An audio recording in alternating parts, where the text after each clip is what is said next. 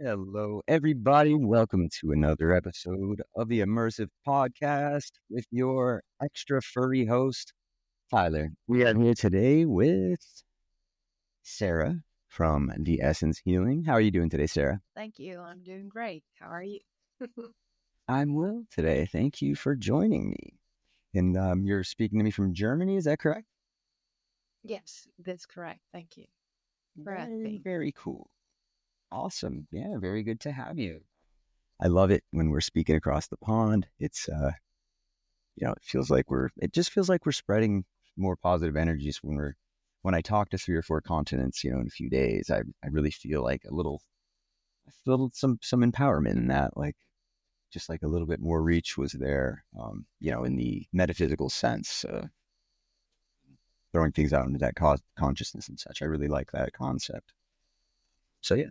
Obviously, quick shout out to the affiliate sponsors, and I'm trying to keep these a little shorter so we have to listen to them forever. But Gaia TV, we love you, and we are happy to be affiliated, and thank you for the ambassadorship. And we cannot wait to see what we can do together to help forward the mission, raising the consciousness on this planet. Unified TV, I'll just tell you, there's a link in the bio for a free trial. If you get the yearly subscription, you get access to all the free live events. And I heavily suggest the Disclosure series with Ray and Jason Shurka. And one more, Federation of Light Clothing. Usually I'm wearing their shirts, but today, I'm sorry, I got a bunch of new merch to wear it, because let's be honest, it looks pretty okay. But GFL Clothing, you see me wearing it all the time. Tyler33, add a hat to your cart, and the hat's free. Hats on me, Tyler33. Shout out to Dotan and Tabel from GFL Clothing. They are the embodiment of light workers, and they found a way to do it through clothing, which to me just another example of anybody having a place in New Earth. So with that all out of the way, Sarah, tell me a little bit about the Essence Healing, and just a little bit of origin story on how you started your brand, and what your mission is and what you do, etc. Yeah, thank you. Well, first of all, English is not my native language. So if I'm speaking some nonsense, Okay. I'm sorry. Spoken quite a bit already. We've spoken quite a bit already. I've been able to converse with you just fine. So for what it's worth. Thank you for the feedback. So yeah, Essence Healing. Well, basically, it's all about helping others on their journey to ascension. Because when I started my journey of ascension, it's an ongoing journey. I'm not finished, and I probably won't until I'm ascended, whenever this will be. Right. They're not here But anymore. yeah, right. I'm here. But when I first started off, I was like completely lost. There are so many informations out there, so many things we need to do on a spiritual path and such things. And I found it very difficult for myself to navigate through all this. Therefore, I felt the call and the need, after I done my research and done my healing work, to really help others navigate and have somebody to turn to, to really turn to if there are some spiritual or healing works to do. Most of the time, I actually was really completely lost and overwhelmed with all you have to let go. And I was like, okay, I have to let go, but how do I let go? What am I doing? This was something nobody told me about. It was always like, let go. I was like, okay, how? Yeah, it sounds simple, right? Do you feel the same? Couple words there, and that myself, the reading attachments thing is basically like the whole, if I could master reading attachments, then I would already be good. I'd be a light body. But that's like my Achilles heel. I get attached to stuff. I always have. I have a hard time. Like, I care about things. I love things. I don't, that's ever evolving. I'm understanding the concept of what attachment really means, and the real nature of what this life and what maybe is beyond this life actually is, the real nature of time, the real nature of physics.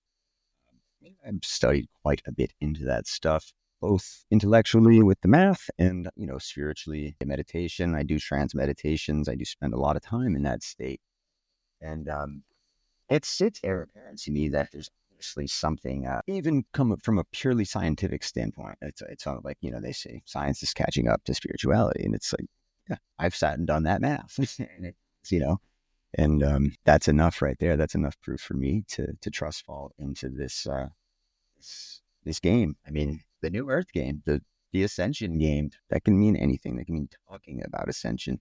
And you know what you said earlier there, it almost sounds something like an Ascension sponsor, in the sense of like just somebody to talk to go to during when and if you hit that spiritual awakening or that dark night of the soul, that you have somebody to go to that, has agreed to be there for you. And I don't know about you, but when people come to me with those kind of questions, it usually seems to be when I'm having some kind of internal struggle or something like that. When Of somebody course. comes and asks for advice and it's usually very fitting to like what I'm going through at the time. I go back to fundamentals and I become a third party observer. I'm a little zoomed out. And, after speaking and kind of analyzing another situation, which is a reflection I'm now seeing of myself, I can solve my situation too. And, it's helping other people is often that's helping me. It's honestly, guys out there, sometimes I'm just being selfish when I'm like talking to you in the middle of the night. But there's no such thing as a selfless good deed. I mean, that's the thing. So tell, for, I guess, some prospective clients, that work for, or your clients that are with, not work for, I'm sorry, that work with you since healing. And then, potential clients, people that out there might want to work with you, etc. How does that start? Like, what is the program like that you have kind of developed? Well, I mean, not the first step if somebody's waking up. Yeah, this is not the type of Okay. people I'm with. It's more like you are already on your journey and you want to evolve, you want to improve, you want to get your life in a better direction, you want to get back into oneness, and you find for yourself that you are already a divine being. I mean, this is one step ahead of the awakening process, I would say. So I'm just getting there into the life of the others. So they are mostly coming to me like one client of mine came to me and I was like, okay, I'm seeing I'm starting to seeing sacred geometry in my everyday life. I mean, this is nothing somebody who's just awakened will experience. Of course. Those are the people who are coming to me, and then we are just start talking, and we see, okay, what is needed there, what is the goal, and I mean, I have different approaches. One of it is I had a beautiful teacher, Debbie Solaris. She was on your podcast, and I adore her. He's She's such a beautiful, sweetheart. That's great. Yeah. definitely. She's really We love you, awesome, and Debbie. I hope you watch this show still. So that's great. I'm sorry. So you took, but always did so send her you the. took Debbie Solaris's.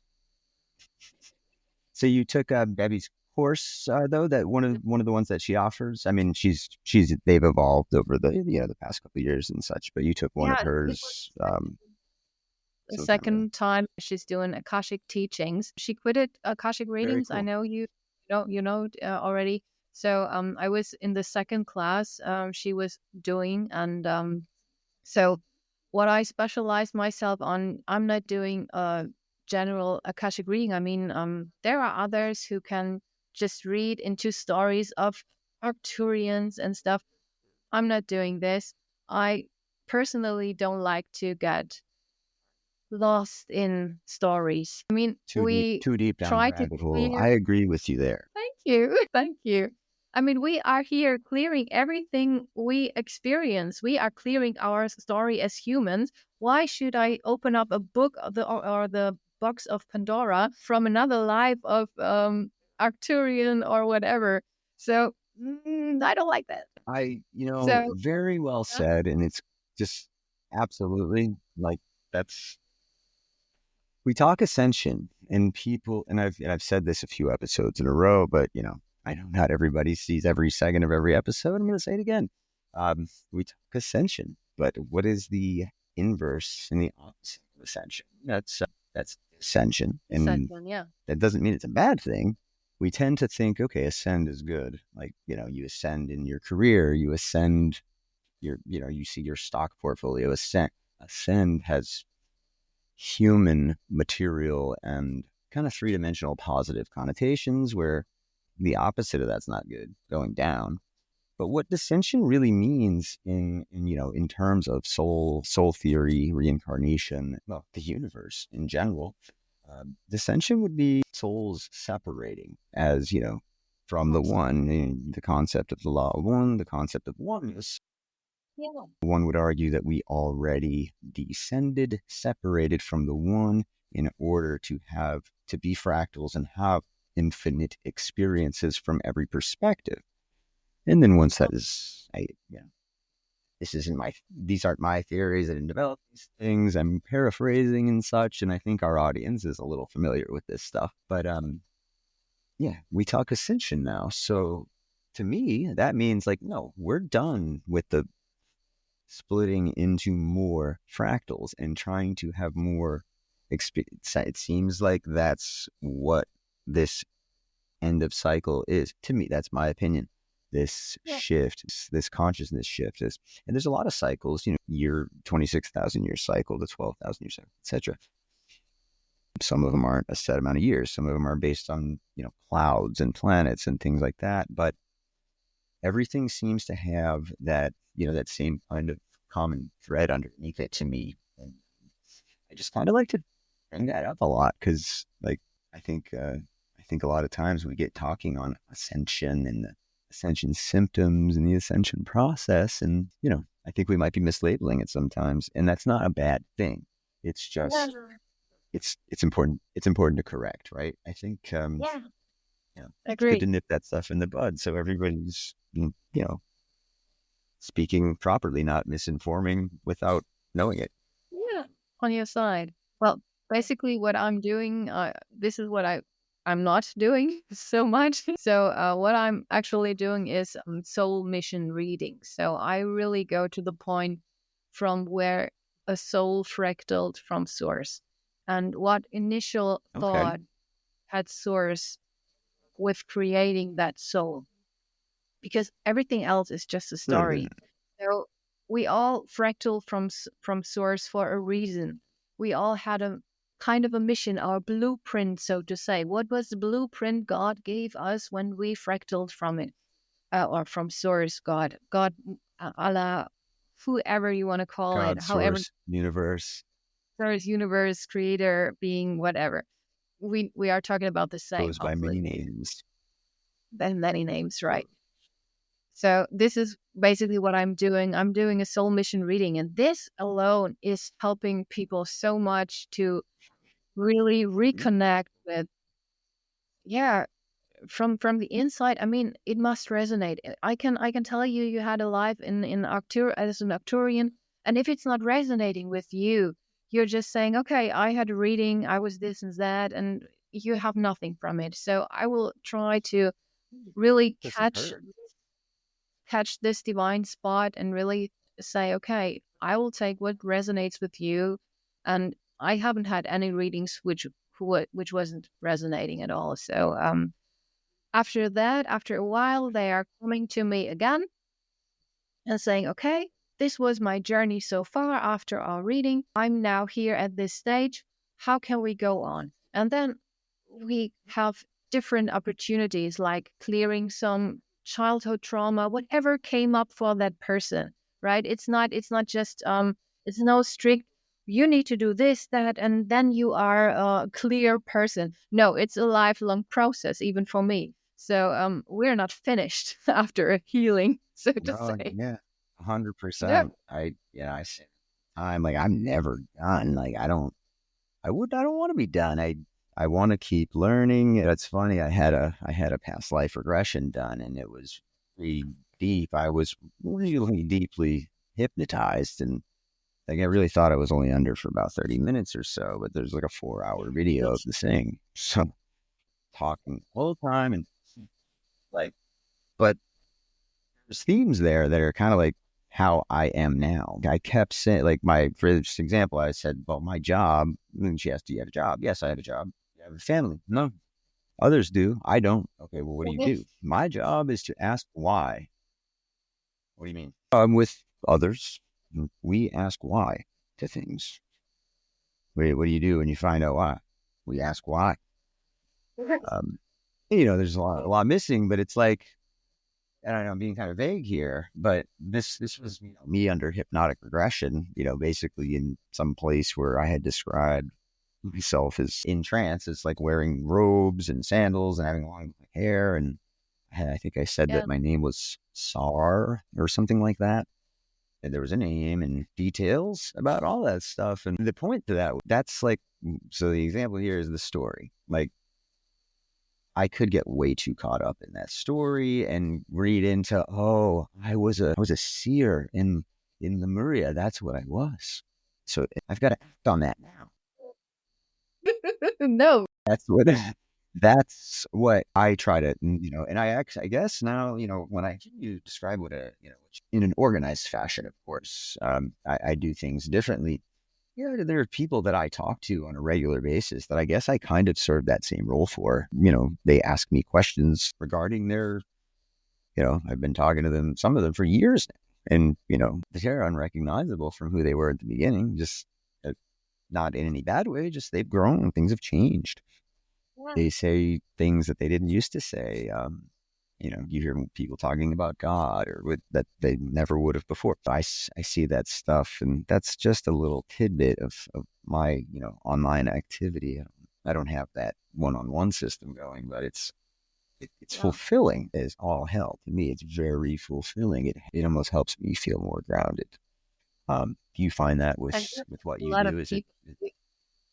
You help a lot of people. I know about a few who message me and say, Tyler is my protege. I would be lost without him, and this is how I got to know you through others, so to say. And it's a really beautiful picture others paint of you, and I hope you know this. That's really nice of you to say. I really appreciate you saying that. I guess that's two marks of, I guess, being a good person is if you feel yourself, like in your heart, that, you're being heart-centric and you feel good about what you're doing. But we'd be lying as humans if we said that was absolutely enough all the time. Yeah. We need a little bit of that attaboy. We need that attaboy, attagirl once in a while to like keep us on track and like, okay, we're driving on the right.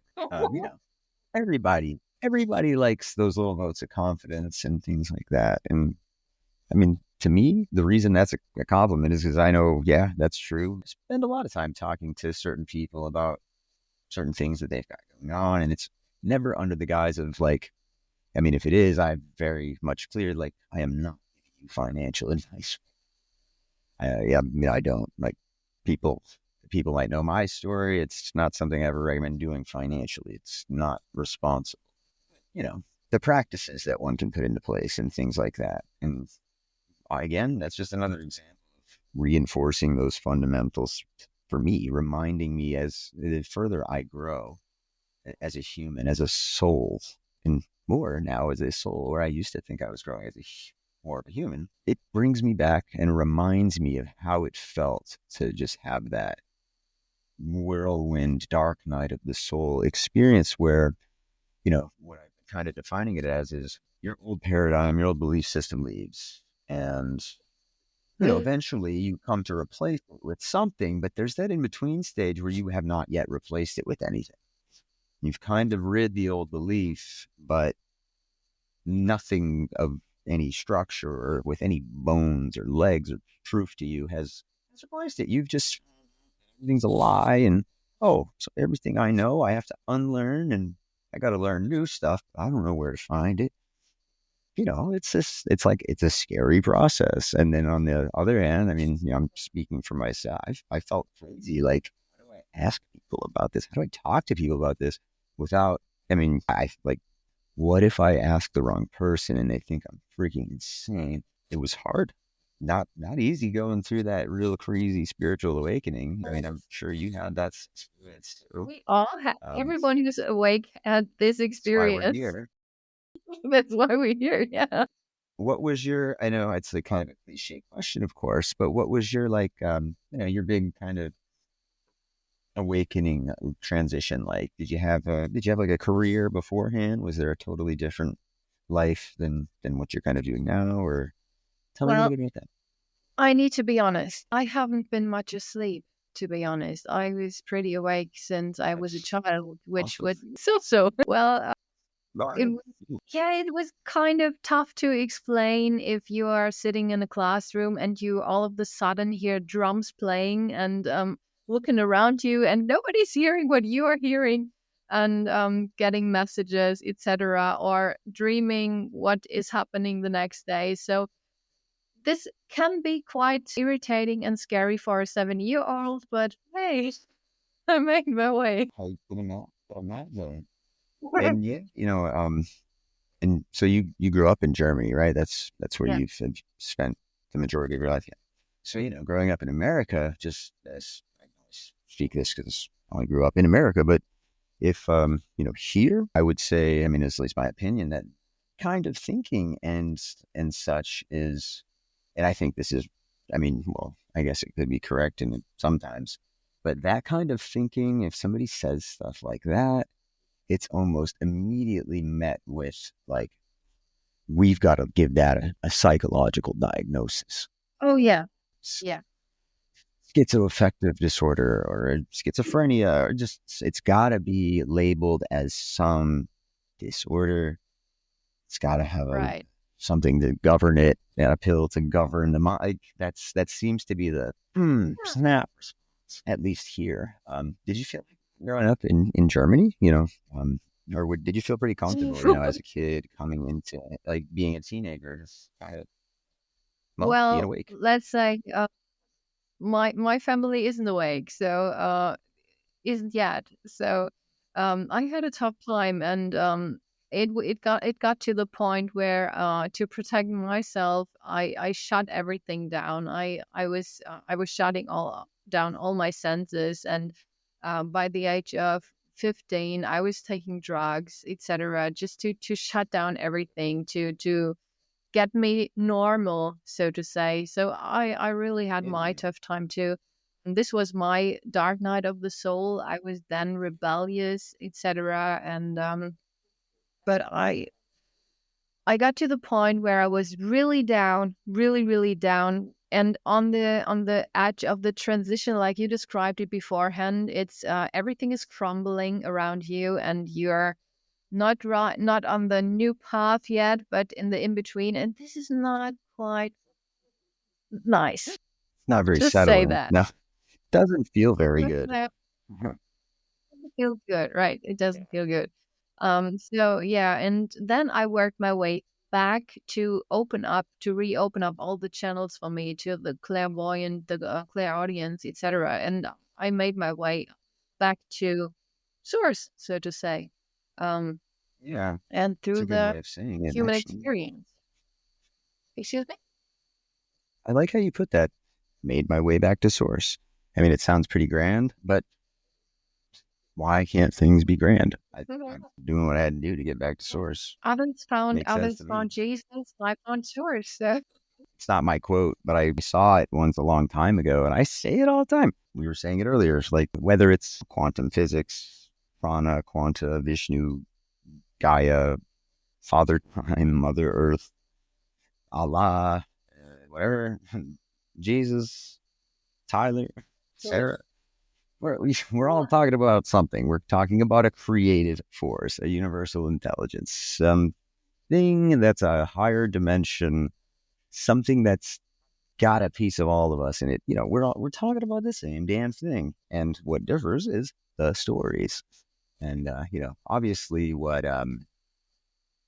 poked me, like, I've always kind of seen myself as, at least with a heightened level of discernment, Yeah. haven't always like identified as like, I'm an awake person. I did. I mean, I've been like, I got really interested in honestly like Buddhism and such, Zen Buddhism and meditation when I was probably in like the 8th grade.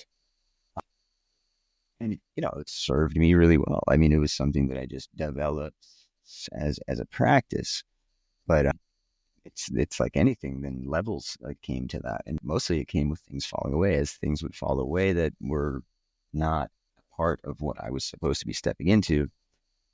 For me, example, the meditations got much, much more meaningful, much deeper, much longer, much more unaware of time. Actually, I mean, I have no problem saying that very likely endogenous DMT experiences, using certain breathwork techniques and, meditating like that.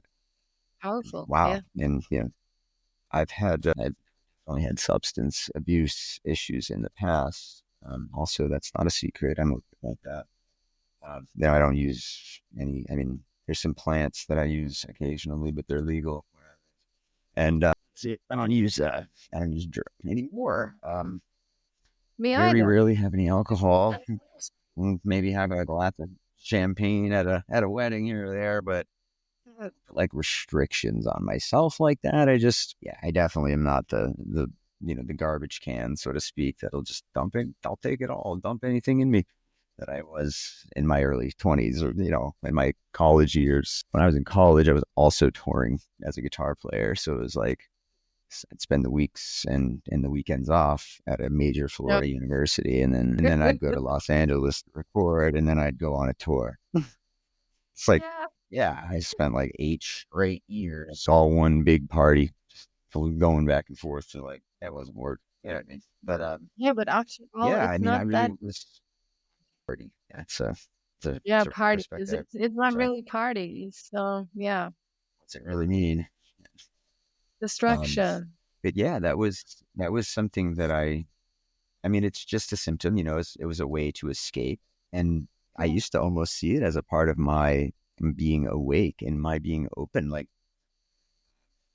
there's a little bit of me that still believes in that with, psychedelic healing, plant medicine and such. There are instances, I think, for certain people that, if, they're adults and they have a reason, I'm 100% for some of these treatments. Yeah. Being said, I used to be 100% for like just randomly deciding to use DMT. Like, I don't have something against somebody who does that or says that they've done that or whatever, but I don't personally think of things like that anymore.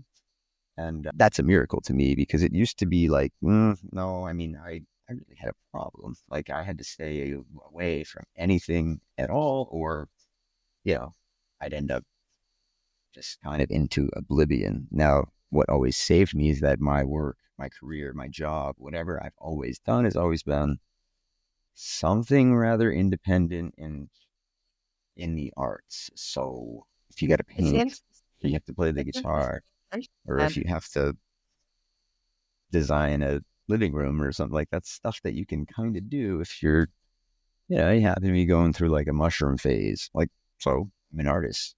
So it was enabling. And yeah, that's really important to me these days, is to not escape like that.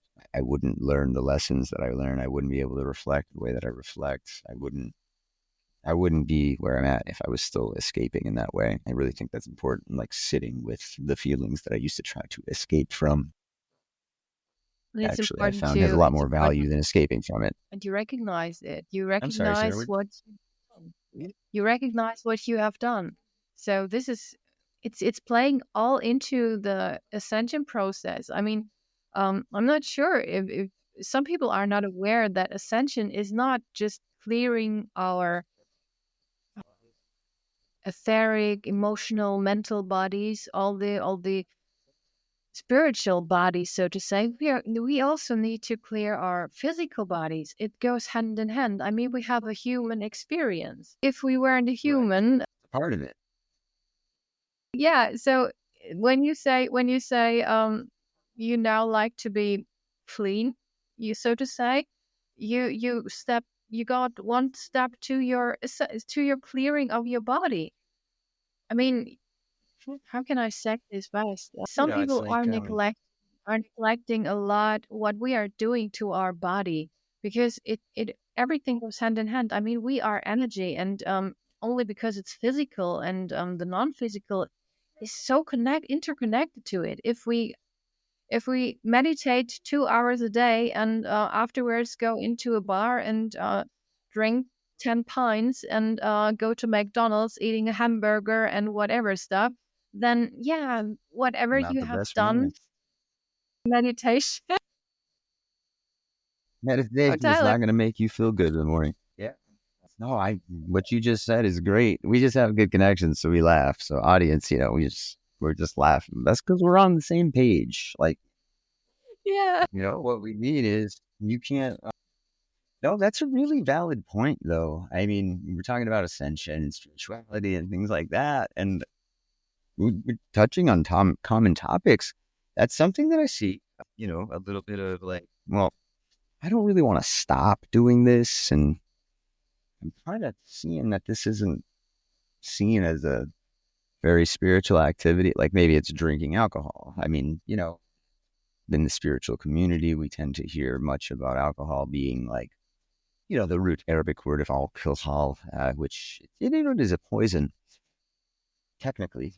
Uh, I even have seen the practice of, channelers and, seers and priestess and priests who will actually end, a reading or a ceremony by taking a shot of alcohol.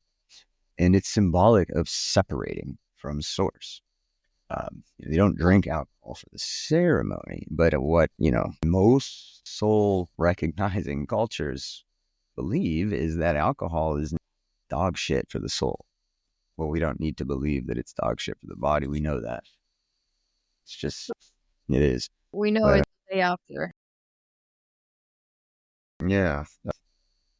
But, at the same time, I don't like, when on the topic of Ascension sponsor and guiding people through that kind of thing, I never want to tell someone like, you gotta stop drinking, man. Like you can't go out and play pool and have a drink, dude.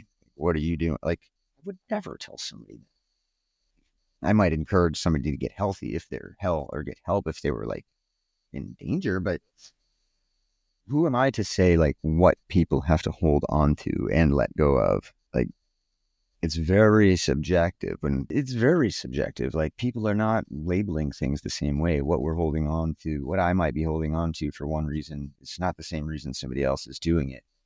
It could be a very earthly reason, and one could have like a very spiritual component. Spirituality is very unique to the individual, I think. And I think that's one of the great fallacies. Like, we have that term, the religions, the big world religions. Like, really? It's more of the detoxification. I think about what you're saying.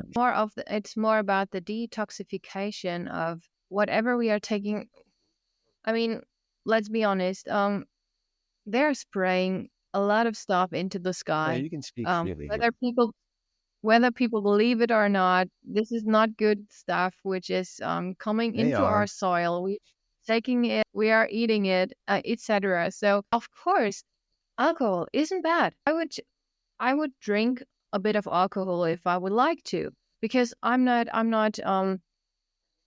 human. I'm not a saint. But the thing is, it doesn't. I mean, you don't feel like you have an alcohol problem. The potion they have like, oh, I have that. Yeah. The intention behind what you're doing, setting sounds corny, but like literally vibrational frequency, state of frequency, that really could have effects on, I mean, it's certain, I can tell you for sure it has effects with medicine, setting, prep, diet for 2 weeks leading up. Working makes a world of difference in plant medicine. Yeah. Right. Yeah, absolutely. And, like for like ayahuasca ceremonies and stuff, they do not want you to have any alcohol before, and like for a month before, like they don't want any of that in your system. And it's not because they hate it. It's just like, it's not conducive to what you're doing with true plant medicine, which is interesting. I don't know if a lot of people know that. I mean, a lot of people have now heard of ayahuasca, and you can go down South America and you can do ayahuasca. Cool. Well, lesser known facts about those is I've done a few of those, like legitimate ceremonies Usually a few nights. They're not one. You don't do it for one time. Yep. You drink the brew 2 or 3 nights in a row. And it's different every night. Usually it's a little more each night. And the first part's almost always heavy purging. You know, Mama Aya takes you where you're going to go. You're not supposed to go on that journey if you have not been following, you know, like I'm just saying this for people out there who have heard about ayahuasca and want to try it. Because I've told this to personal friends of mine and they were just like, oh, really? I mean, I've seen everywhere from a 1 month to a 3 month prep given by, you know, the organization or the shaman. And they're usually very much underground because this stuff is not, you know, it's religious. It can technically be used for religious purposes, blah, in the U.S. I don't know if they're allowed to like advertise, you know, Fox News or whatever. There's a lot of like dancing around it, but it's obviously something that's popping up into the zeitgeist more. And I'm just, you know, throwing a little insight in there that I think people should know that, hey, with these plant medicines, there's some prep. It's not quite as simple as you think. You're not just sitting down and have a cup of tea and leaving in 8 hours. Being a month early and you're there all weekend, and it's one of the most craziest weekends if you're. And then what is life now? Yeah. They're amazing experiences. And you know, on the alcohol subject, what I hear from the leading, you know, theorists and such on that topic is that when too much alcohol enters us, literally, I've been told that is when we've brought down our frequency low enough with the poison. That's not my belief. This is just what I've been told, that that's actually when negative entities can take over your soul, can walk in, they can step in. And, you know, started thinking about that. And I mean, I'll admit I've done some really crazy things under the influence of alcohol when I was younger and less responsible. I've seen some crazy things done. And hearing that explanation, it's like, yeah, I mean, that damn sure could have been a demon in that person. I don't know. I mean, so I really go back and forth on that stuff, but I don't want to go any deeper, like in my own head, because I know I'm just going to dance around with it and never get a real answer. Ultimately, I Well, have to trust on like my I really thought about this. instinct. Yeah, I thought about this topic before. Yeah, It's interesting you told this. I was more so thinking about if you want to ascend. Ascending is to get your vibe, get your frequency higher. So if you want to get your frequency higher, it makes sense to let go of things that lower your frequency. So if you are drinking alcohol and you are overusing alcohol and it's lowering your frequency, you are then attracting similar things to your frequency. And if these are some attachments or beings who whatever, can't tell, but it's definitely you are attracting a lower frequency energy into your life, and then shit starts to happen. This Yeah. That funny thing I've heard is, you know, every time I drink alcohol, I break out in handcuffs. what? Stupid little saying, but like, Nice. yeah. You should go on the drink. You think they're gonna say? I don't mean me, but you think they're gonna say hives or, you know, rash or break out and damn poison, the demon gets you. But we've all met people like that, and I think we've definitely all met people like that, and I think a lot of us have experienced at least a little bit of that. Like, wow, like I'm not in control of myself right now. What is this? And it's an interesting topic within the spiritual community, I think. Absolutely. It Now, is. of course, also in Germany. I mean, I'm sorry, what were you saying? Sorry. Yeah, it's good.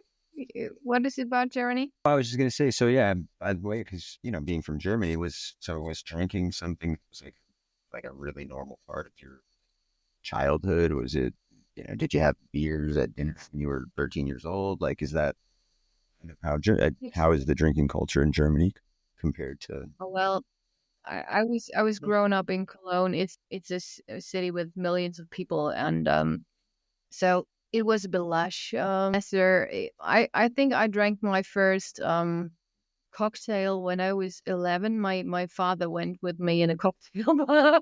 He wasn't very into good parenting, but I think this was the first time, but regularly you can buy alcohol, like beer, at the age of 16 here. But normally, I think the average teenager has its first beer with 13, They're 30 fine. years. Probably a little younger, yeah.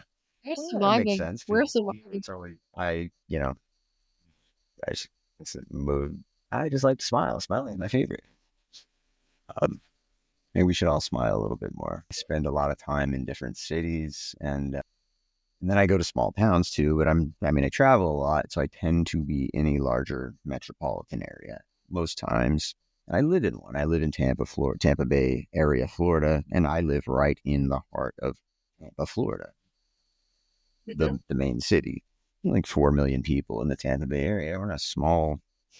There's a shitload of people here, and there's a markedly huge. There's a couple of massive differences I notice between going to big cities like Boston, New York, Los Angeles, Tampa, Orlando, Miami, all the time, and then Somersworth, New Hampshire, population 10,000, or Gary, New Hampshire, population 800. Like there's just inherent differences, and what they are to me are. We're talking about smiling. I walk through Tampa and I could see 100,000 people, and I don't know if I'd see a smile. I might be able to I joke a lot. I'm gonna poke at people and try to get them to smile. That's what I do. So I might get a smile. But if you're walking through Tampa, like people have got their head down. They don't want to talk to anybody. If somebody talks to them, it's like it's almost like it's a perceived threat. Like, why would you even talk to me? Why are you talking to me? Like we feel there's an inherent sense of just distrust here. Okay. We passed a law recently where we're allowed to carry guns.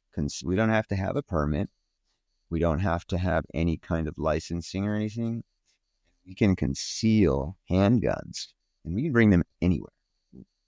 Anybody who's an adult can go to a gun show and buy any handgun or an AR-15, and you're legally allowed to hide it in your pants and have it in Walmart because you're 18. Like that's This kind is of. crazy. I mean, Sorry. I like my rights, but it's a little, compared to let's use New Hampshire for the example. I can only shake my head as But a like, so I'll European. use the It's so yeah, crazy. it must be way different than I was going to Oh, go yeah. to New England first, which is more liberal, but then take it to Germany. There are states in New England like New Hampshire and Maine where they have a little different gun laws. People have guns. They're not all carry. Like when you go, I play pool. Like when you go to a pool hall here, you're quite certain that at least 80% of the people in there have a gun on them loaded, or at least the men. Like it's not, you should, especially if you're out with like your wife or your girlfriend, or like you should. You like in sometime in the next 2 to 3 years, if you go out, you're gonna need a gun. I'm sorry. There's a chance. I'm not getting why this happened. I mean, That's how not my did it opinion. happen? This is not my opinion. No. It seems to be the culture in Florida, and obviously just the laws of what we're allowed to do. Now, I'll take it to New Hampshire, Massachusetts. Yeah. I walk around in Massachusetts and in Boston. It's a huge city. It's not like, oh yeah, Boston's safe. It's not Tampa. Boston's huge. And there's really dangerous cities around Boston, crime and things like that. Yeah. But there still is not that feeling that when you're in the grocery store that anybody starts getting angry, they both have guns. And they're allowed to. Like it's just an inherently different feeling. And for me, I don't know. Because on one hand, I feel like, I don't want you to infringe upon my rights and don't tell us what to do. Second hand, I see way too many stories about guys fighting over the last whatever grocery store or mall, and that's not a situation where I think people should be getting shot. I'm not pro premature death. I just don't appreciate it. As an American, I don't hear hardly anything about any shootings in Horrible Germany. story. This is horrible. Every time I hear about people wearing guns, I'm like, why the heck? Why the heck? How the heck did this happen? I mean, you can literally. I mean, Europe isn't the safest place you can travel to, but honestly, if I go into a grocery store, I can be sure whatever there is happening, nobody is having a gun. Oh, shooting. Yeah, And not therefore, I the mean, case. therefore you can talk to people and they don't feel offended because, I mean, a lot of people say Germans are walking around with this straight, angry faces and they're staring in your face. Um, yes, but then the moment you are Maybe a talking to little. German or to a person, they are lighting up. They're like, "Oh yeah, hi." They were so caught up in their everyday life, therefore they are just, yeah. Why should I walk around and fake it if I'm Yeah, not feeling like I I want to? can. Why should I? And then the person comes and smiles at me, and I'm like, Well, okay, wow, yeah, yeah. Now I'm smiling. Yeah, I don't see that as rude. I mean, that's just authentic. Like, right, oh, kind I of. don't know. I don't want people throwing personal scowls at just me. It's like, well, hey, what you doing? But it's a bad day or whatever. They're feeling a certain type of way, a little bit of energy, something. I mean, it's to me, it's been hugely beneficial to like stop taking that personal. That was something that the old Tyler did like crazy. I mean, I guess you would call it, a little bit of sensitivity, misdirected empathy, people pleasing, just like it was. It's something that I find myself doing a lot less now, and I'm much happier. I'm much more authentic.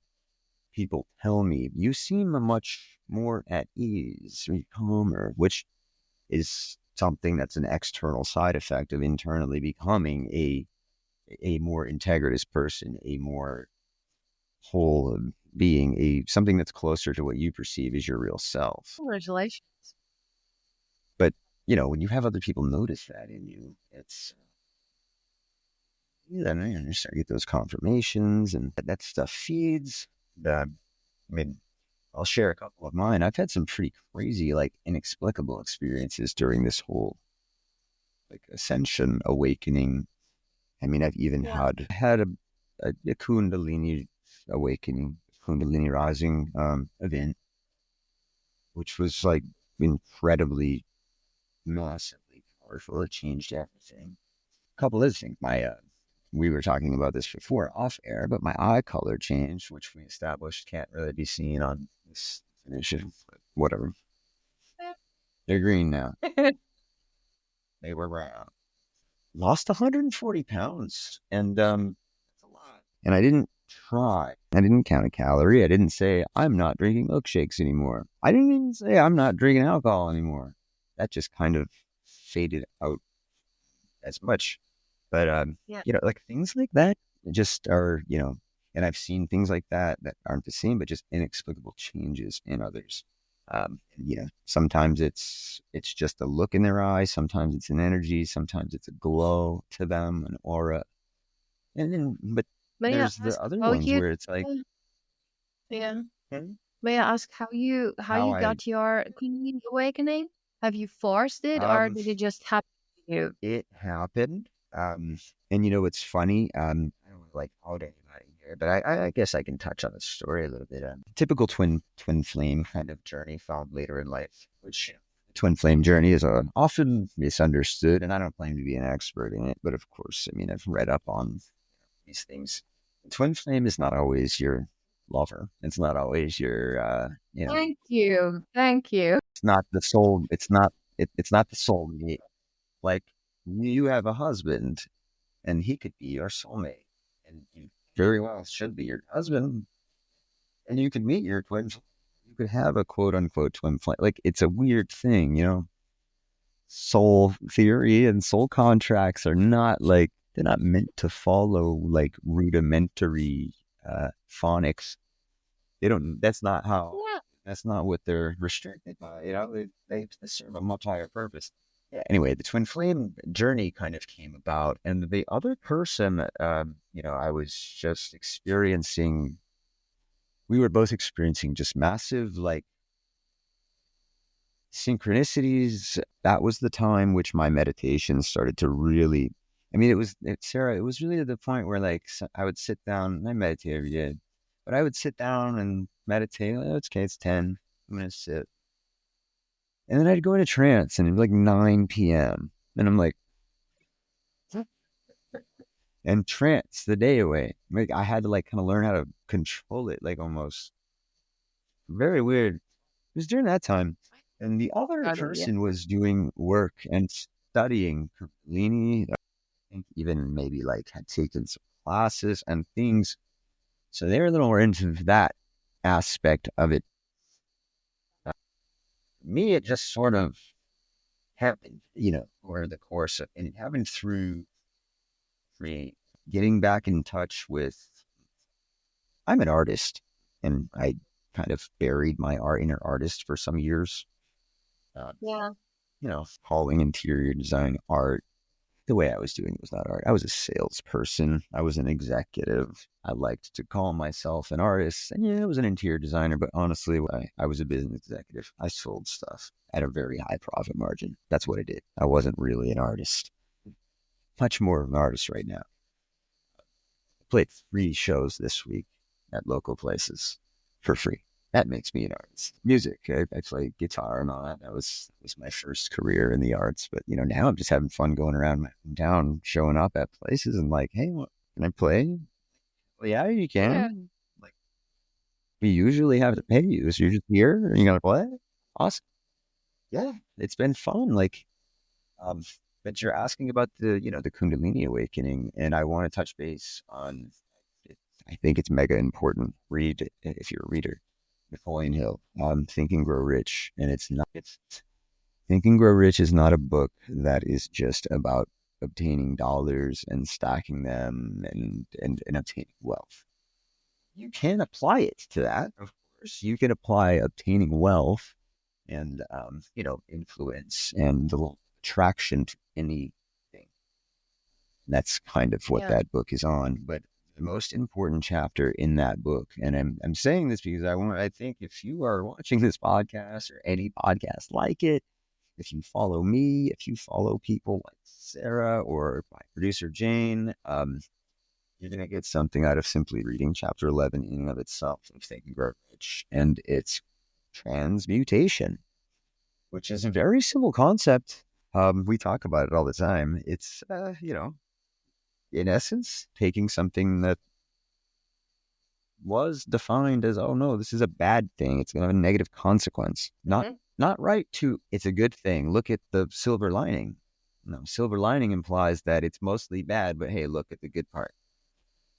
It's going from a habit of finding the negative to looking for a silver lining to immediately going as a third party observer, zooming out and being able to understand that time isn't your friend. It's not there to make sense of things for you. And sometimes you just have to wait and sit with feelings. Sometimes that's what the lesson is. And during that Kundalini time, that awakening, that rising, it was a buildup of things like that. Synchronicities, intense meditations, just a lot of different practices, things that would happen to the body that you just feel. And, you start looking into what other people were experiencing. But of course, hearing what other people were going through or actually taking those classes. But, I mean, what has happened in my personal life since is like, holy shit, just absolutely insane. Like the changes that happened. And they're by no means done. They're not anything to fruition. I don't know where they're going. I just know, man, it wasn't that long ago that I was looking at like something that looked like a beautiful painting that I had that somebody cut with a knife and turned the floor. Oh, what happened to my beautiful painting? Now I see like a really big empty canvas and the broken painting's been cleaned up. And I love that it's empty. I've got plenty of paint. So, do you, Sarah, do you Can I have any, quickly hop on the topic before you ask me something? I didn't want to hop interrupt on and you. So into yeah, your go story, ahead. I didn't want to you, but Yeah, I want absolutely. to say something about it. The Kundalini Yes. awakening is really something I have stumbled across a lot. And it is blissful, it is beautiful if it's not forced. That is what I'm saying.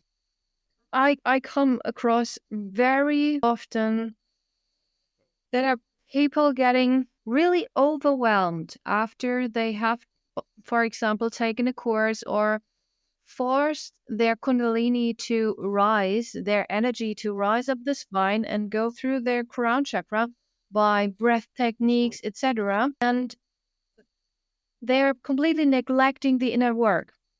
And this is getting to a problem because you can get a Kundalini rising and then your channels are blown open, but you have so much density that everything Because at you're all blocked. comes. Yeah, you are blocked. Everything at all comes problems from it.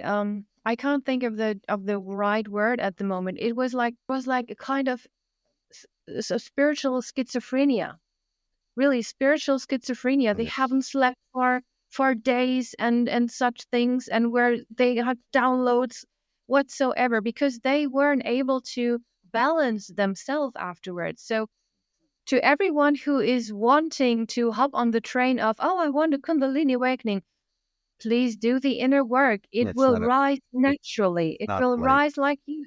it's not a, This is like, why I ask you. It will rise naturally if you do the inner work.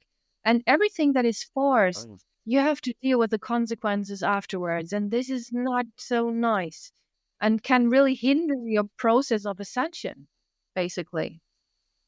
yeah, That's what I want I to agree. say. Oh no, sure. It's your, all right, well, I guess it's our show, but it's We it's are talking. We it's your haven't. We guest. have. You've got the floor. He can interrupt me all you good times. There's no rules here. I mean, I think YouTube has rules, but they don't tend to break them. I don't think. Every once in a while, somebody says something like "pandemic." It's all right. That's what we do here. Um, yeah, no. What you just said about the Kundalini rising, to me, that's a very good insight because I look at things from a little like from I try to come from the metaphysical. My physics is ever evolving, which I think physics is inherently ever evolving. But the physics that I recognize, the science that I recognize, isn't something that I learned. It's something that I actively keep up on. So quantum theory and, Einsteinian and Newtonian physics still trying to be rectified right now.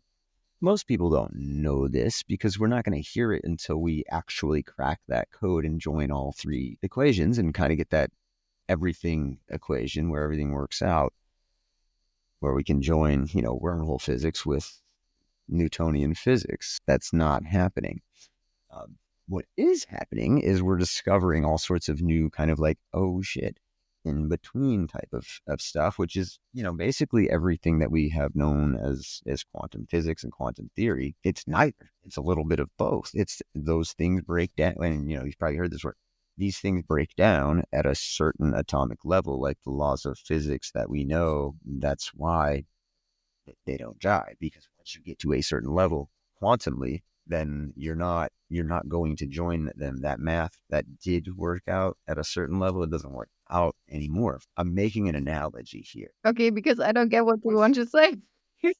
I'm making an analogy. So like with too much, with no inner work and too much of attention placed on something like I need to have a Kundalini, but there's no Okay. attention placed on what do I have to do to say prep myself for that? Am I ready for that? Yeah. Does one have to be ready for that, or can I just go and do that? Like, well, you have free will. You can take a course, or you can do whatever you want. But I think you explained it very well. Where I believe it's clearing chakras. I think there really is. I mean, and I know there's techniques for this, but I think it's a chakra clearing endeavor, really. Clearing of the chakras, not what is a Kundalini rising, but just a enlightening and an activation of all the chakras in the proper manner and clearing the blockages. Then I Yeah, think you're it's open a to. lot. aligning, opening, clearing the And then, chakras. Every chakra is connected to a certain frequency in your body, a certain frequency, which is then connected to emotions because emotions also are connected to frequency, etc. And you are cleaning from the lower emotions to the higher emotions. So this is the short form. that's that little very fast domino effect that happens to us, and it's very, very, very well. I like to call things magic, and I like to say I believe in magic. I mean, magic to me is freaking real. I can't explain everything that I know to be real. That makes it magic. Oh, there is so Uh, much and hey, magic on that. I mean, I had some. Well, when I say I had downloads, then I'm not telling about I'm not connecting to any outside energy. I'm just connecting to my inside. I'm just connecting with my heart, and from my heart I then get a knowing. So to say, this is when call a download. So what I recently came across as a download was that every chakra is not just a chakra, it's a stargate, it's a DNA activation. So when we are operating from the lower chakras, we are from the one, two, third, and we are right now in the third dimension and have a second strand DNA, trying to get a 12-strand DNA human, um, which we basically are. We just simply forgot about it. Then here we yeah, Yeah, I'm trying to connect the dots because it's such a vast topic. So we don't have just these seven chakras. We have 12, 15 chakras. And right. Okay. Yeah. yeah, some are also etherical, galactic chakras, etc. Earth. And They're so, not they're not located in the body. right, They're in the ethereal realm. right. They are not Okay. physical, not Makes sense. physical, Yeah. or not located in the physical, so to say. Yeah, that's Right. totally. Yeah. So with every chakra, we are activating as a DNA strand. And the fourth chakra is the fourth DNA strand, is the heart chakra. And from the heart chakra, we are operating to the higher realms. And we are now in the third dimension, Absolutely. wanting to go up to the fifth dimension, which would be the throat chakra. So we are right now at the solar plexus, and the humans are Cool. evolving right to have a three-strand DNA, naturally evolving to have a three-strand DNA, but we can reintegrate our knowledge and reconnect ourselves to our original 12-strand DNA by getting our chakras aligned and clear and moving from one chakra to the other. And with every chakra, other dimensions get opened. And the fourth chakra is where it gets really crazy, where the magic comes into play. Because the fourth chakra is the fourth dimension, which is the astral realm. The astral realm is the Yeah. fourth dimension. So the moment you are opening your I, heart yeah. space, you're seeing sacred geometry. This is what you are beginning to see. You see sacred geometries, you see patterns, because you are now not just entering the third dimension, you are also seeing the fourth dimension. You're cracking open, and Right. it will get really crazy the higher you get. Pale thinning. Yeah, the whale is Yeah. I thinning. can only imagine. Who are doing Yeah. the work? Not for everyone, just those who are doing the work and who are conquering their chakras. Yeah. That's always something that's pretty interesting to me too, is like the concept of individual work versus collective work, like conscious kind of stuff.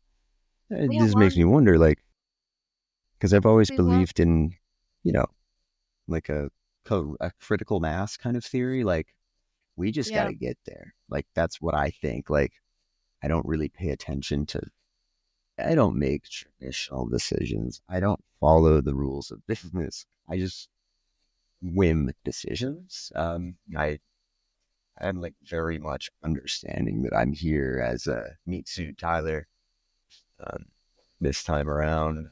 I do believe personally, and I've been told, not a new soul. I'm close to it. If you believe in reincarnation, that I'm not somebody who's just gotten here, that have likely reincarnated many, many, many times, which isn't something to brag about, by the way. It means you're really stubborn, didn't learn your lessons very quick. I feel like we're here. Like, I feel like, Tyler, like you might have, just lived a regular life, but it was pulled away because, and which I saw to be a bad thing. While it isn't a bad thing, I mean, my life on the surface is great. I love it. I love my friends. I love the people I spend time with. I love who I get to talk to, who reaches out to me, what we talk about. It really lights my fire. That being said, it's not like the most secure thing. You want to like sit down at Thanksgiving dinner with your grandparents and say like, yeah, I'm giving up everything and I'm going to just start telling the truth about aliens and hidden technologies and, soul theory and things like that. But, all the rabbit holes. It's all the rabbit holes. It's full circle to what we talked about at the beginning. I think the biggest thing that served me was the ability to have the discernment during my initial awakening to not go too far down all those rabbit holes. I went down them just enough to, I guess, see and understand and accept that. And for me, it was kind of a hit because I've always prided myself on intellect, problem solving, intelligence. That's something I've always seen as an asset. So finding out that like, oh no, I know everything about like the history of this and that or whatever. To find out that it's like, didn't really like just like, for me, it was like, I felt like I had just done a thesis paper and then I found out that the topic was different. Like, just wrote a 50-page paper and it's not the right paper, like kind of like I just spent my whole life learning everything. And now I got to like, not only one, unlearn it and like relearn what the truth is, but I still have to remember what I was taught to like fit in regular society. Sometimes felt a lot like that, and I think it's good for people to just hear conversations like this and hear feelings of people who, maybe are, it's no problem. I don't think it's a bad thing for you or I to say like, we've evolved, we've grown, we've had awakenings, we're trying to become leaders, we're trying to help. That's not a bad thing. That's not cocky to me. That's shine your light. Absolutely. It's not that. I mean, there are some blessed ones. I would say blessed ones who just wake up and are awake and just feeling great and everything is tutti frutti. I mean, awesome. But this is in general not happening. That's great. No. Yeah. I was reading Eckhart Tolle when I was on my journey, and he was describing like he wanted to end his life, and he was really down, and all of a sudden everything was like he was interconnected to everything, etc. pp. And I was like, okay, shall I wait for that? I think it's giving the false message out to the people because some are just waiting for their all of a sudden something will happen to me from the outside. Yeah. No, everything is an inside job. Completely. You seek inward, that's the answer. The answer is, seek inward, seek self, which, to me meant like, okay, I'm going to find myself. Again, repetitive when I say this, but I think what that really means is get ready to let a whole lot of stuff go. That's, would you agree? You think it requires I would like letting quite a bit go? I would like to share something to let go. Please for share. For those who are listening right now, because I found it very handy on my journey, and I hope someone else will do it too. Basically, it's very simple. Just as an example, imagine something or someone who gives you not a pleasant feeling. I mean, it can be someone from the grocery store you met today, or someone from the traffic who crossed your lane, and you were like those road rage things. Just like little It can be something examples, very, very just little simple. peeves. Excuse me? So it could be something like mundane and simple like that. And I imagine Yeah, you were it probably can going be to go on to something say simple. it could also be something.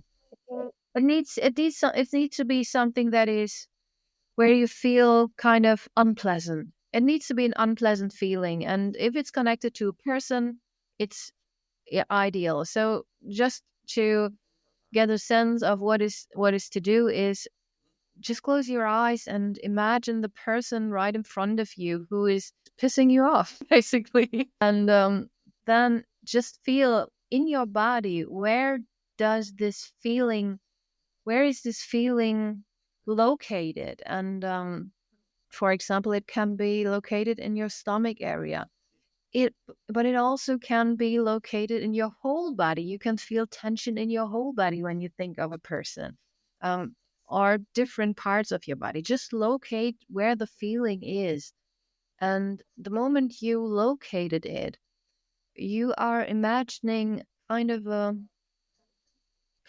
cord going from that feeling to the person you imagined standing in front of you. And you just see this cord going from the point in your body where you feel the location of the feeling, going straight to the person you are dealing with, so to say.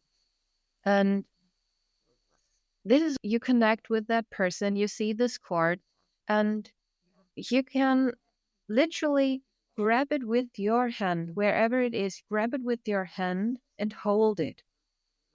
And then you see beside you a beautiful pillar of light going from the earth to the heaven. And this is source energy. And you are holding this cord, and you pat down this cord while you're holding it. And you are still holding it and getting it away from your body. You're getting it really away from your body. And you give it to source. You give it into this pillar of light. And you should feel the moment it is connected to this pillar of light that the person is lighting up. The person is lighting up, and the feeling in your body gets less. And if you're ready, you say, thank you, because this person taught you something. And then you just simply open up your hand and let go of the cord. And you know that the person and the feeling is cleared and saved by source. It's gone back to light. So, but now you have kind of let's say, kind of a wound where you cut this. And you're placing your hands above this area where you had the feeling, and you float it with those beautiful light streams, white light streams, until it's really filled up.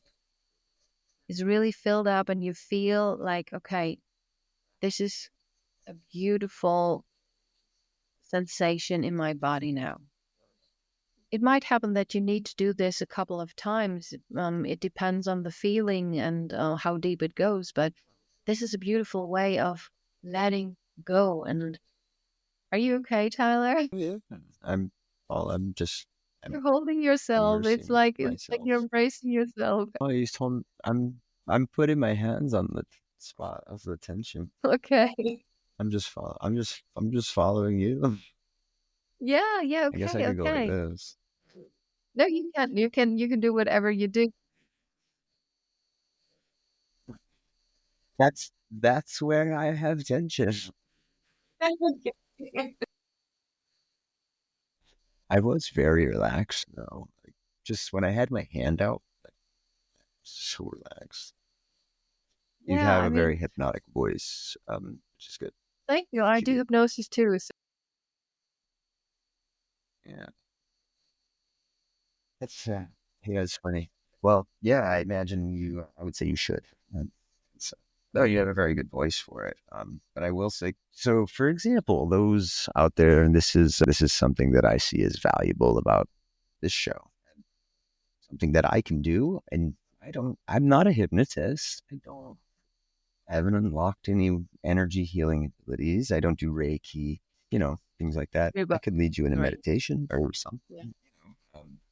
What I can tell you is that I've gotten good at just shutting off and letting go and taking the trust fall, whether it's for 5 seconds, 5 minutes, or 5 years. That's what I do when somebody like, Sarah is going to do something like that. Way more times than not, I have experienced some energetic reaction to I don't know, would you say it's more just me opening up? And I mean, I do believe in ESP. I do believe that we have toroidal fields, we have electromagnetic fields coming even off of our, not just our heart, but off of our brains, etc. It's with trees, like that's an actual thing in like journals now. Like trees have like kind of a neural network. I really believe in that. Like there's human connection. People will tell me things like, how would you get energy work done on a computer? How would you get a regression? How would you get hypnotized? How would you get a reading? And, I can't give an honest answer like how, but I can say that, well, I don't know, but you can, because I can't deny there was energy flowing through. I just feel like I was holding something that felt like light coming through my hand. Just for this example, it felt like I was holding on to something like tangible that it wasn't going to go up, because it's be like grabbing onto this cup, like it's there. It's just a testimony to how that feels when you're even just in a mini, like little reading or meditation, a mantra, anything like that. And, open and receptive to it. I like to just remind this and keep this as a drip, drip, drip thing. Like, as someone who's had a lot of experience on the receiving end of that kind of work, that don't shy away from things that you're maybe unfamiliar with. How do they do that online? How did this? How did that? See, take a look into it for yourself. You know what I mean? That's all you can do. Give it a try. But I can say, do you practice Reiki as well? What are the other practices? Do you Reiki and such too? Yeah. So what are the most amazing things that's ever happened to you with energy healing? I'm not performing Reiki because No. everybody.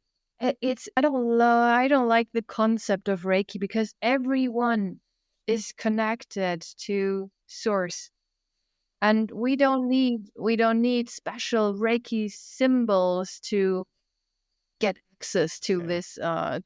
It's kind of ego based, right? It's like you need to have level 1, level 2, and only then you are able to get the real good energy. Then you're a master. This makes no sense. I did my master. I did my master because I did it because I was so caught up in this ego trap. Like I need to be that so that people take me seriously, etc. But mostly I did it for myself, and then I really after I was my master, I was like, well, basically everybody can do this. Everybody can heal with hands. We are electromagnetic. I mean, we have plus and minus. Everyone has a, like you said, toroidal field, and we are electromagnetic. And imagining is creating. This is how everything is working. So, if people need a Reiki symbol for it, okay, go ahead, do Reiki. But honestly, it's a tool you can. for some. It's a tool, and everybody can use it. Rather, teaching. I'm not doing Reiki sessions. I'm only teaching people Reiki and electromagnetic hand healing, because I think everybody should be able to do it. Excuse me? Been told that. I knew a lot about that. I've gone deep down that rabbit, and electronic hand healing, and the stuff with energetic cellular regeneration and stuff. That fascinates me. Absolutely fascinates me. Yeah, and this is what I'm teaching. I'm the teaching Reiki. I'm teaching how it really works. That's really cool. So there's a little crossover in, something that I'm not a practitioner, but I'm very involved. I'm up to date on it, and I've had the work done on me, and it's been, ridiculously impactful. I have devastating injury to my neck and back. A few, I had a really messed up.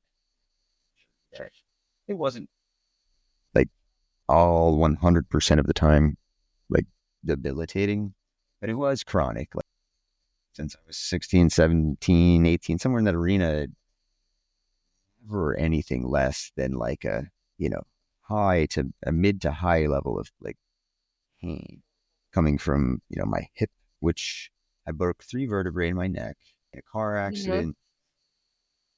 I broke a few in my lower back playing football when I was younger. I had a lot of head injuries and things like that. But the recent Yeah, ones leading up appreciate to that that. were like the neck. And your Europeans always think that, like, why would you guys do that? Like, I don't know. Yeah, like I I think it said, was stupid too. my husband played football, so It wasn't good for he me. I kind of just crushed. got a bunch of concussions. Yeah. So how is your Yeah, it's a rough health right one. now? How's your back? So yeah, back to the energetic cellular regeneration, and shout out to Antonia Harmon. She's been on the show before a couple times. We do live streams together a lot. Her, myself, and Jane. Shout out to Jane, Jangel, DJ Jangel. Yeah, Jane. Um, we do. She's the one who does the. She has that. If you've seen us talking about that the PTSD case study Yes. that is being run, it's actually like a commissioned PTSD case study Yeah. um, by some governing bodies out of the UK, which is legit. This is on 15 years of data done by, Strong. work done by Antonia and her 3 or 4 dozen practitioners underneath her doing energetic cellular regeneration. And they've kind of extrapolated that to PTSD. But I'm going to keep this to the energetic cellular regeneration thing because you talked about doing that kind of work. With the hand healing and such, which I'm familiar with, but it's something that completely changed my life. Like I said, I would have weeks where wife and I would go to the mall and I just I'd walk for, I'd barely make it through the food court or something. And just like, I cannot walk. I can't do it. In my mid 20s, what am I going to feel like when I'm 40, 50, 60? Like, and it was getting worse. Doctors never really said there was an answer. Yeah, you can take a bunch of pills. No, Yeah. Yeah. we Yeah. could try this surgery. Like, we can try a surgery that doesn't work. Like, Sure. Antonia fixed it in like 5 damn minutes Beautiful. over. And, what she does is, her I don't want to like steal her story, but she's told it on my show before, and she's told it when I've been on her show. And it's I'll drop the link to this in this bio. So it's Antonia, we love you. She had read the book The Body Keeps the Score by his name is Basil Vander Kolk. Basil Vander. The Body Keeps the Score. And it's all about the electromagnetic imprint of the body. And it talks about things like, it talks about like salamanders and newts, how, if you cut a tail off, what they actually see is, an electromagnetic imprint of where that tail Yeah. was. And Right. we know that a salamander's tail will regrow. And but in between, yeah, there's something showing that, oh, something's going to grow there. It's kind of weird, but it makes So sense this is because that happens. they basically saw the energetic bodies, like the etheric body. They basically showed the Mm-hmm. etheric body, which is where the right at the yeah, it's pretty near the physical body. So when we cut off It's like something, really, yeah, I know about it. Okay, go ahead. it's good stuff, right? It's like amazing. It's the most amazing stuff ever. And the next steps in those studies we're looking at, it's like obviously the next step is, and I'm probably gonna get some shit for saying this, but I didn't do this. Just heard that this is where it went. But I think that the next step in these studies was like, all right, well, we have to test we have to test like an organic animal, an animal or something that doesn't naturally regrow limbs, which means, I mean, that goes. You've got to, fix something. Yeah, Yeah, frog. Or, I mean, I'm not talking about humans, but like, some people would still find that very cruel, depending on who you are. But upon those things, they were still finding the imprint of the energetic body. Well, it doesn't make any sense because a frog doesn't regrow its leg. Why is there an energetic leg? And it starts to explain things like phantom pain. I mean, human being amputees, every one of them will tell you about phantom pain. They don't have a left leg, but their left leg hurts all the time. Bottom of it. I mean, that stuff just hits you. There's an energetic, there's a leftover energetic thing to that leg. And You know everybody's what? saying that their missing leg hurts. I will send you my Whoa. course. I will send you my course details. This is exactly what you're talking about. Right, that's what I was saying. Like, oh, that's so cool. It's like, it sounds from like familiar, yeah. But yeah, I mean, so I don't know what Antonia did, but I imagine it's very similar to what you are able to do. And I mean, what her and I are always promoting is a little different. It's in regards to the PTSD study, but what she did for me is make it so I haven't limped, damn near a year now. I mean, my permanent gait was a limp, pretty heavy one. And what you're talking about, what you just brought up before I didn't bring it up, it's happened to me. I don't limp anymore. So, I mean, Beautiful. there's very much credence to what you're saying based on my personal experience. So I'm really happy to hear you say that's what you're doing. It's great. Yeah, and I'm happy she could really turn your pain around, so to say. This is amazing. This is a beautiful story. I would share it every day for the rest of my life. I would probably. I try to talk about it. So when you're working with your clients, I guess they're tending to come to you with a little bit of a level of discernment and awakening, and maybe even a little bit of level of awareness of gifts and things like that. Need to be, yeah. Are you helping people further develop psychic properties, any of the clairs? Is that something that's a big part of your program, is to kind of further develop those gifts? Well, it's all under the cover of ascension, because the further we are clearing our chakras, the further we are going into the other dimensions, and the more we are open to the gifts of those chakras. Your throat chakra, you're getting more sensible to clear. I think it was clairaudience about the throat chakra, because this is this area. So this is when you go from the fourth dimension, from your heart chakra to the throat chakra, and clear the stuff there. Then this comes online. So basically, you can say, I'm not actually doing it. It's a side effect. It's basically a side effect of the work somebody's putting into their clearing their work on themselves. So yeah, I'm not explicit saying, okay, you can learn this that from me, because it really depends on the person and how dedicated they are to the process. Yeah, and I mean, probably goes without saying that dedication, one thing, but I mean, you've got to have belief, and in not just belief in what you're trying to learn and teach yourself, but belief in whoever your mentor, guide, teacher, whatever you want to call it. This is what I meant with, if we are not going, it should all be a balance of the physical and non-physical. And if somebody is really neglecting the physical part and is really eating some bullshit, excuse my language, eating bullshit, smoking cigarettes, drinking every day, and is trying to ascend, and they will be stagnant. And to an extent, I can help them, but I mean, a healer, and this is something at a certain point, everyone should know. A healer is only capable of providing a certain frequency, and everything else is really onto the person who is wanting the healing. Just, I can only present you the frequency, and you can try to match it. If you are not willing to match it, I can do nothing for you. Really nothing. If you wouldn't want to be healed from your back pain, Antonia wouldn't even be able to do this, but you wanted it. You wanted to match the frequency. And this is the whole point.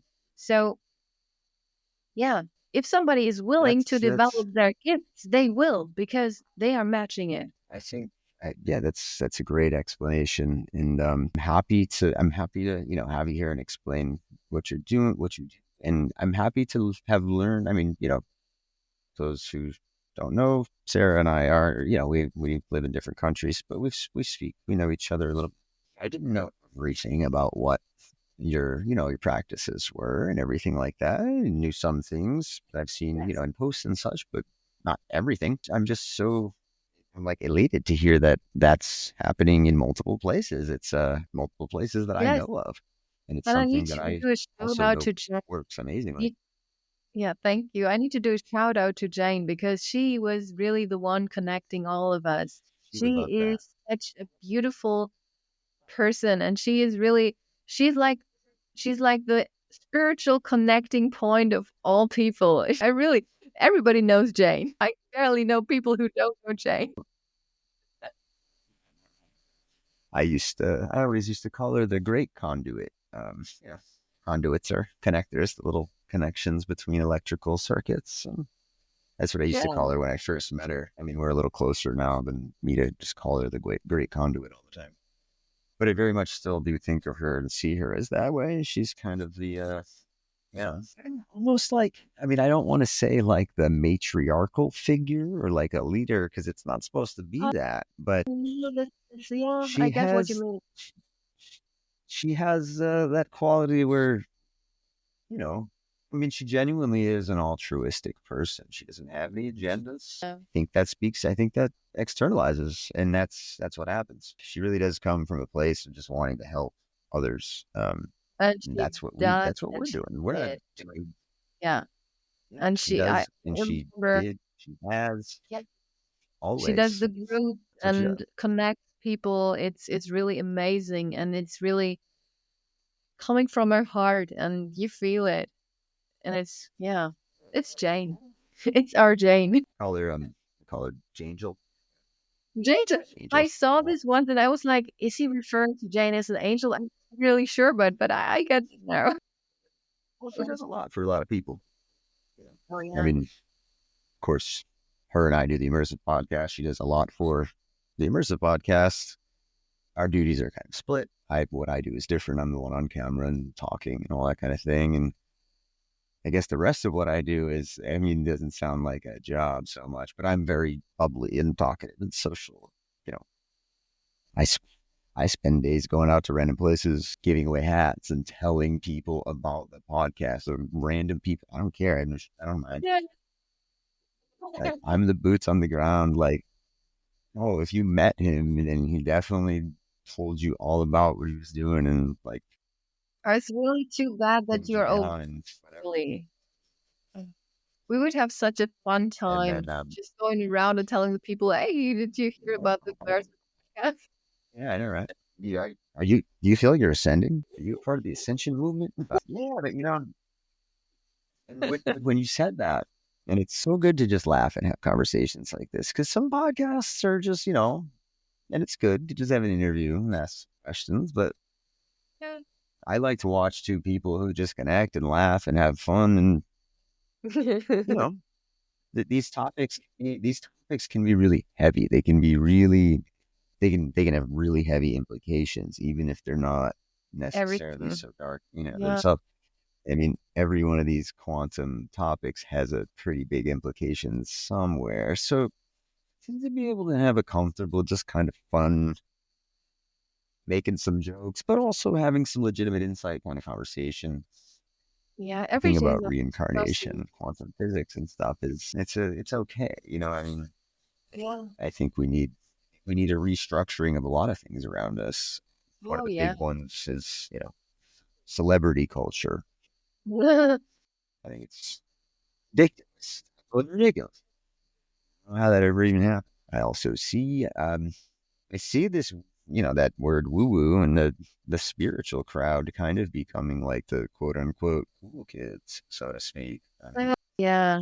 people who it's a little weird, like of a flip. A lot more people now I know, like, they might have not ever watched stuff. Now they watch Ancient Aliens, or now they're Yeah. subscribed to Gaia, or what? There's just something that indicates that they've dug a little bit down the truth hole. Yeah. And everybody's at a different level. And that's beautiful to me, because anybody who's starting to dig there is going to get somewhere eventually. That's where those labels get dangerous and those stories get dangerous. It's Everybody gets more hey, to open to see. everybody gets more open to stuff. I remember Yeah. when I went to a certain office here in Germany to get my license for my business, for my side business, as Essence Healing. I needed to get this to a category, and I said, okay, if you want a category, I'm a seer, right? And she was like, okay. I've been working here for Oh, 15 years. I've never had that. She was like, nobody she said was that. so kind, so beautiful, and really open to it, and was like, "Oh, maybe you can tell me what you're doing Give it a specifically." try. Like, okay, right, I can, yeah. And this was a German office. I don't know if anybody is familiar to the German bureaucracy. It's very uh, straight, and we have here this document you Rigid, right? out and stuff like that. And it was completely No flipped, nonsense. and yeah, it was. I didn't know what I have to expect, but it was a really beautiful experience. And I see this turnaround in the collective. It's not just the internet. It's all around me, and it's such a beautiful thing to That's see. And I hope this will evolve much more into the new earth we are waiting for, working for. wow. And yeah, working for, walking towards, I mean, I kind of envision it Completely. as a metaphorical, like a doorway or I don't know, some kind of like passageway that's finally at the end where it's like, get into New Earth now. We're there. Let's see it. Yeah. But, there's many interpretations into what it means. I mean, obviously Dolores Cannon goes into all that stuff. And I think her theories are probably the leading theories. I would say that's what most people are generally speaking on, whether they know it or not, when they're talking about the new Earth and, 144,000 souls and all that. Usually going back to What really Dolores's resonated with me, I general can be honest. philosophy. But that's what I don't saying that's my opinion. I just feel like, for lack of a better way to kind of summarize it, it feels like a lot of people just kind of lean back on maybe not just Dolores Cannon, but one of the other big camps of thought based on the Yeah. new Earth. And I don't think it necessarily, what I'm trying to say is I don't think it has a definition. I don't think it has room for certains and room not for certain others. I don't I think it think has. I don't think it's like that. I think it's a state of frequency. I think it's something that we can explain And it's what we something that currently have. somebody else future isn't written in stone. So it's Uh-huh. it really nothing is it is a possibility, but It's a yeah, slippery topic. It's a completely. slippery topic, Yeah. but it's like, it's our thing though. Like, we're working towards a new Earth or Nothing- against a new world order, a shift. But It's another it says story something about people us, can but then it says yeah. something about people, like we don't really know what that means, but we'll ride or die for it because we want to, what, I guess, We want a new graduate. We earth. want to We get to want the next level. We want yeah, change. We want better. this same. I mean, Do if you we think, say okay, no, go ahead. okay, if we think of the chakras being stargates or the DNA strands. Would you like to get stuck on the fifth DNA strand? No, I wouldn't want that. I would want to evolve further. Oh, right. So it's not just 5D, it's 60, 70, 80, etc. And I 12. want to have it. Excuse me? Yeah, It's a bit there's nothing delayed, wrong with but saying that. Nothing wrong with saying that. yeah. Hey, I know it's okay. It's a little bit of a delay. It will turn out just fine on the actual recording and stuff. If you're seeing any pixelation or any like slight delays like that, it turns out just fine. There's always a little bit of that kind of thing on the actual recording itself, but we're seeing like Okay. low res previews. They come out in like in a 4K or something. Yeah, No I mean, stress. yeah, that's a really good point and I think it's kind of an interesting point to kind of end and ponder on, like, while running towards something that it's almost like we want to get away from what we don't even know. Some of us know more than others. I know. I mean, I've identified things that I really want to get away from.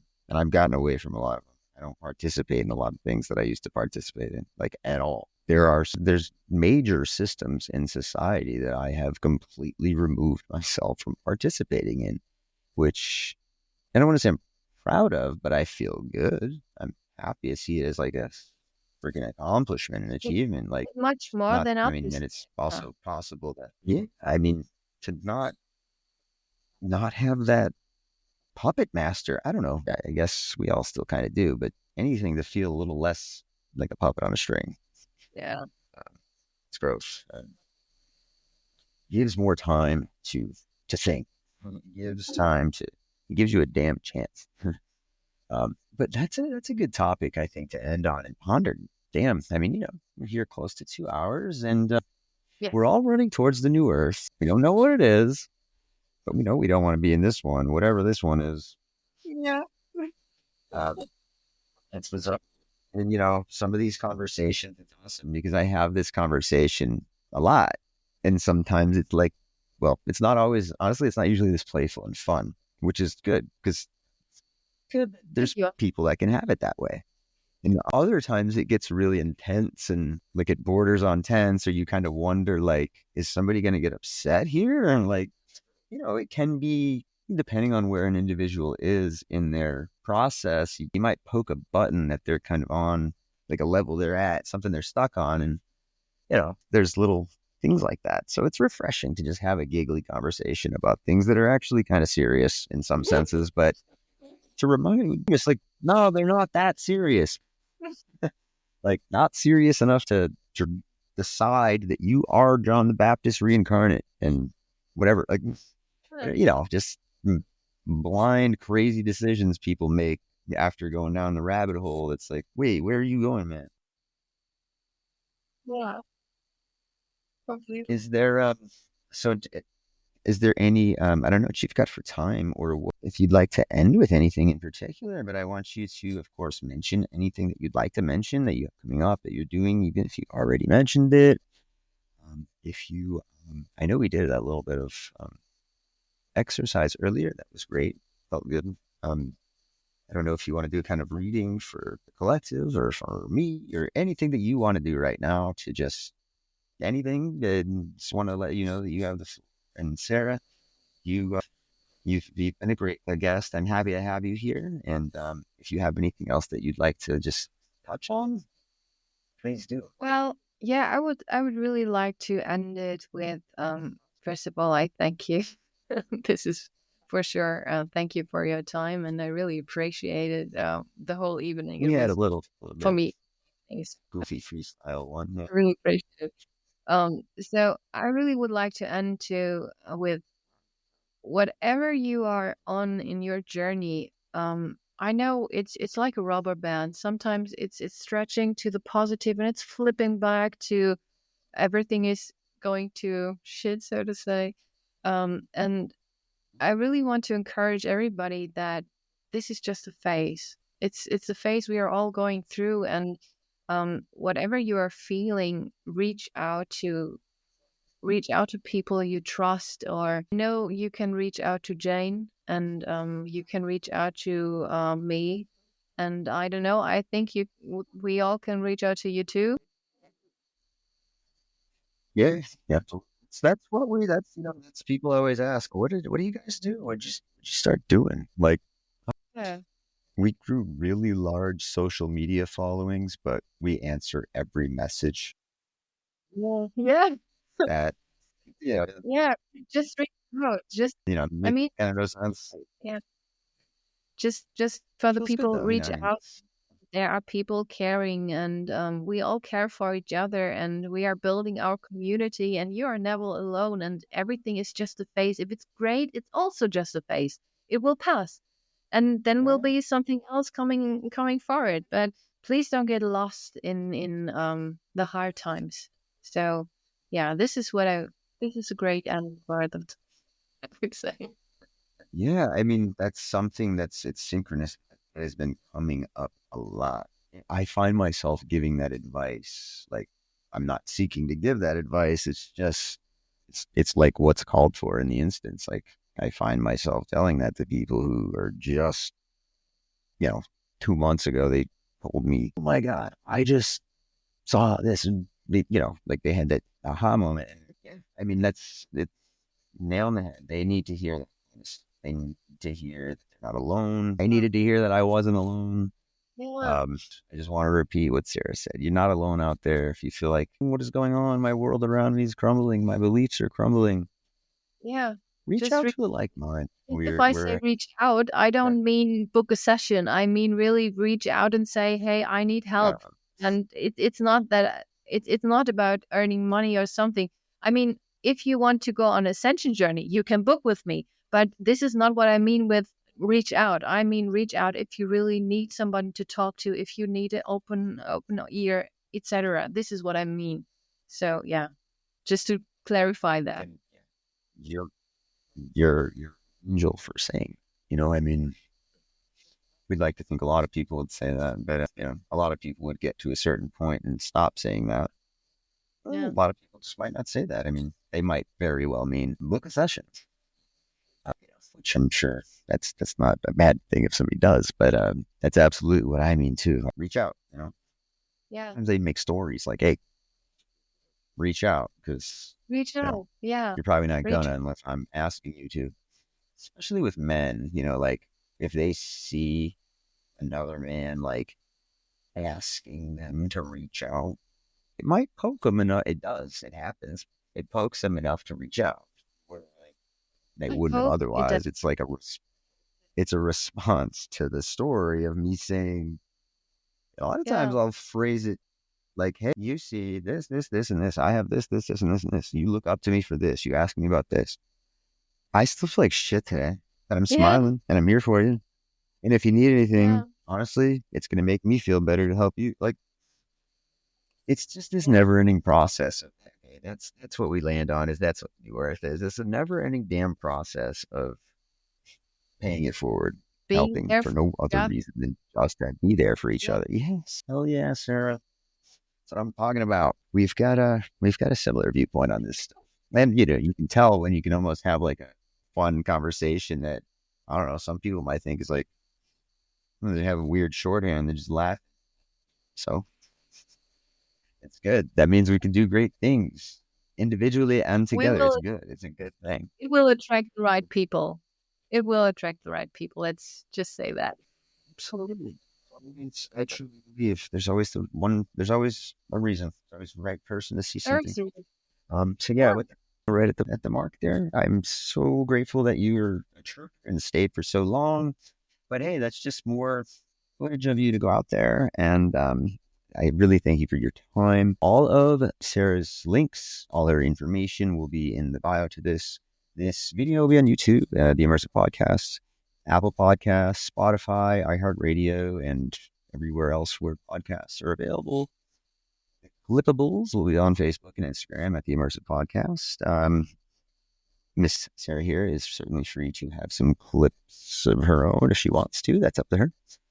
Yeah, thank you. Everybody, we will see you next time. And reach the heck out. And Sarah, we should link up again soon and do something live. Maybe people will have questions. Maybe we come up with a topic or something where, people can interact and ask questions. Those are fun to do also.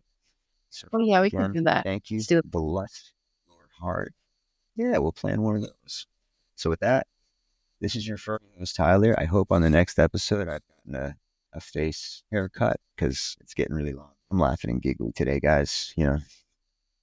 That's who I am. It's your boy, Tyler. Out. Jane, thank you so much. Thank you, Jane.